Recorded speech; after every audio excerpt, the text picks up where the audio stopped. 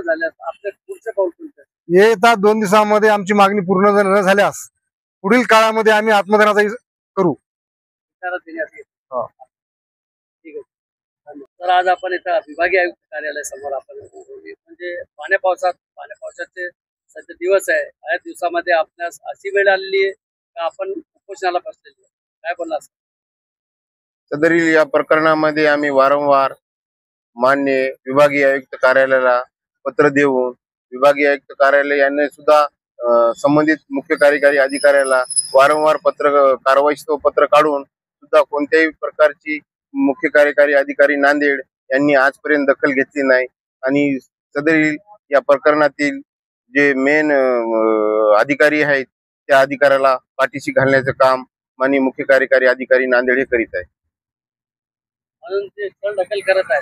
हो, चल ढकल करत आहे. साहेबांशी म्हणजे विभागीय आयुक्त साहेबांशी आपल्याला काय अपेक्षा आहे? विभागीय आयुक्त साहेबांची आम्हाला अशी अपेक्षा आहे की त्यांनी कारवाई करतील अशी अपेक्षा आहे. आपलं नाव काय? राजू ज्ञानोबा सावते, मुक्काम पोस्ट कांडली खुर्द, तालुका हिमायतनगर, जिल्हा नांदेड. तर आज आपण इथं विभागीय आयुक्त कार्यालयासमोर आपल्या मागण्यासाठी बसलेले आहे. काय मागणी आहे आमच्या दर्शकांना त्या माहिती द्या.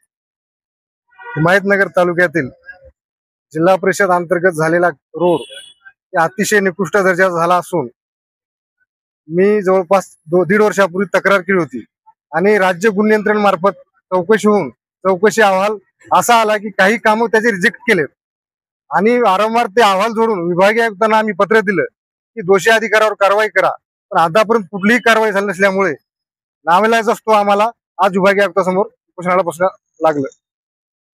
मला काय वाटतं म्हणजे काही अधिकारी त्यांनी काही हात मिळवणी केली असं काही तुम्हाला असं संशय वगैरे?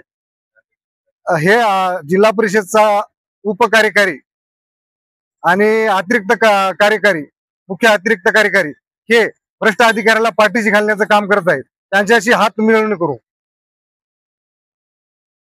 हात मिळवणी केल्यामुळे तुमचं म्हणजे मागणी पूर्ण होत नाही आणि तुमचं जे आहे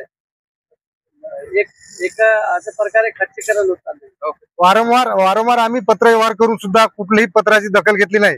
वरिष्ठांना वारंवार पत्र काढलेत की योग्य ते कारवाई करा म्हणून. आतापर्यंत कुठलीही जिल्हा परिषदेच्या स्तरावरून कुठलीही कारवाई झाली नाही. नावील असताना आम्हाला विभागीय आयुक्तासमोर उपोषणाला बसावं लागलं. आयुक्त यांना भेटले, जिल्हा कार्यकारींना भेटलो, आम्ही कलेक्टर साहेबांना भेटलो. त्यांचे काय बोलले? त्याचं म्हणणं आहे की आम्ही संबंधित डिपार्टमेंटला पत्र फॉरवर्ड केलं आणि तोच कारवाई करतील. म्हणून नाईलाज असतो आपण इथं विभागीय आयुक्तासमोर आम्हाला बसावं लागले. काय नाव सर? माझं केरबाराव गणपतराव शिरफुले, तालुका हिमायतनगर, जिल्हा नांदेड. तर एक शेवटचा प्रश्न, आपली मागणी मान्य न झाल्यास आपले पाऊल कोणते? आता आम्ही जोपर्यंत त्या अधिकाऱ्याला निलंबित करणार नाही तोपर्यंत आम्ही इथून उठणार नाही.